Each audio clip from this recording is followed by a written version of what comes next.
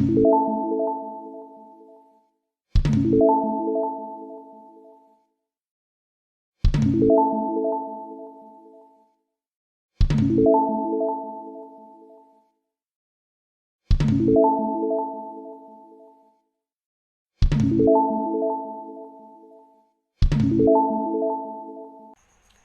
My dear friends, मैं हूं उस्मा परवीन, आपकी कंप्यूटर ट्रेनर। अगर आप चैनल पे फर्स्ट टाइम आए हैं तो सब्सक्राइब कर लीजिए। अगर सब्सक्राइब कर चुके हैं तो लाइक एंड शेयर करिए, क्योंकि आपको पता है इसमें हम लोग पढ़ा रहे हैं कंप्यूटर की पूरी सीरीज़, जिसमें मैंने बिल्कुल बेसिक से स्टार्ट किया है।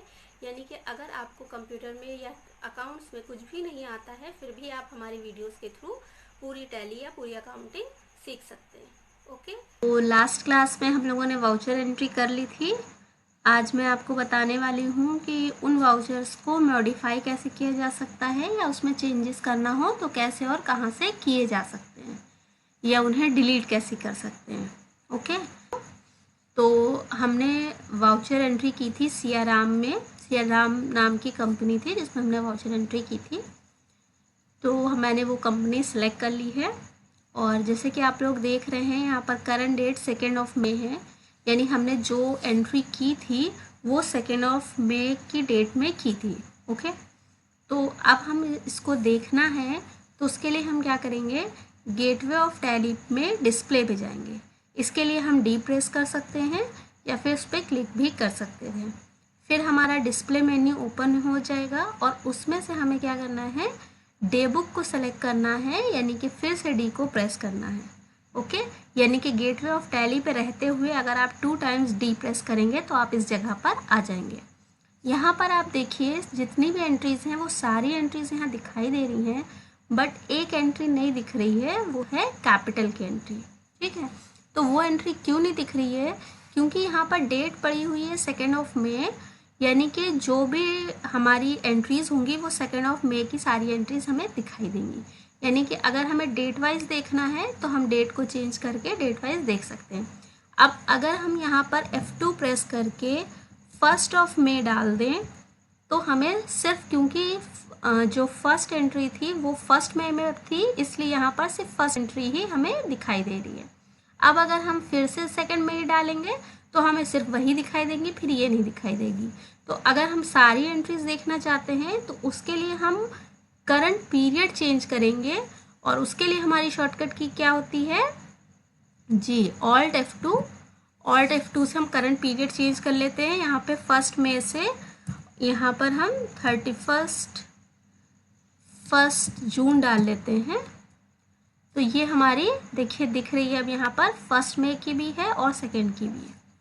ठीक, नेक्स्ट हम देखते हैं कि यहाँ पर अगर हमें किसी भी एंट्री पे जाना हो या उसको ओपन करना हो तो अप एंड डाउन एरो के थ्रू हम उस पर्टिकुलर एंट्री पे जा सकते हैं और एंटर प्रेस करके उसे ओपन कर सकते हैं। ओके, यहाँ पर अब अगर हम कुछ चेंजेस करना चाहें, अमाउंट चेंज करना चाहें या फिर हम डेट चेंज करना चाहें तो कर सकते हैं। जैसे मैं आपको दिखा दे रही हूँ डेट चेंज करके, इसकी डेट भी मैं 1 मई डाल दे रही हूँ, और इसको एंटर कर सकते हैं, कई बार करना पड़ेगा, या फिर कंट्रोल ए से डायरेक्टली कर सकते हैं जो मैंने बताया था आपको। अब देखिए यहाँ पर सुभाष की एंट्री भी 1 मई की हो गई है और कैपिटल की एंट्री भी 1 मई की है। बाकी सारी एंट्रीज में 2 डेट पड़ी हुई है।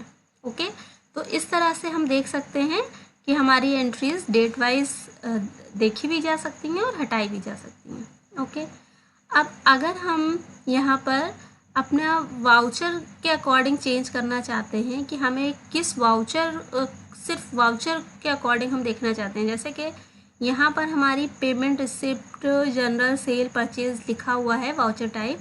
तो अगर हम किसी भी एक पर्टिकुलर वाउचर की ही एंट्रीज देखना चाहते हैं तो उसके लिए हम प्रेस करेंगे F4, और F4 में यहाँ पर हमें वो वाउचर्स दिखाई दे रहे हैं। अब मैंने मान लीजिए परचेज़ वाउचर की हमें सारी एंट्रीज देखनी है, तो मैंने परचेज़ पे क्लिक किया तो ये सिर्फ और सिर्फ परचेज़ की जितनी भी एंट्रीज होंगी दिखा देगा।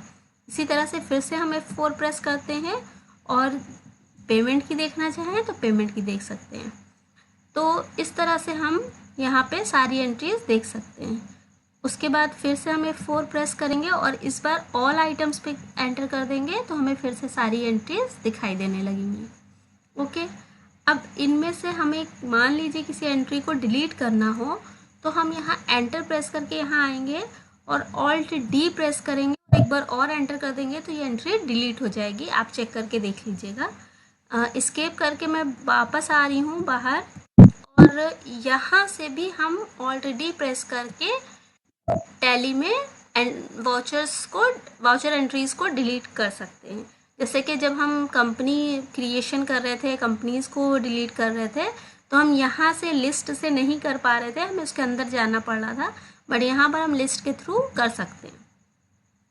उसके बाद अगर कभी आपको ज़रूरत लगती है, आपको ये सारी एंट्रीज एक साथ डिलीट करनी हो, तो उसके लिए हम क्या कर सकते हैं, कंट्रोल के साथ स्पेस बार प्रेस करेंगे तो ये सारी एंट्रीज जो हैं वो आपके एक साथ सेलेक्ट हो जाएंगी, और सेलेक्ट होने के बाद हम ऑल्ट डी अगर प्रेस करेंगे तो ये सेलेक्टेड सारी एंट्रीज को डिलीट कर देगा एक साथ। तो मैं एस्केप प्रेस कर रही हूँ, एंटर नहीं प्रेस करना है क्योंकि ये सारी एंट्रीज को डिलीट कर देगा।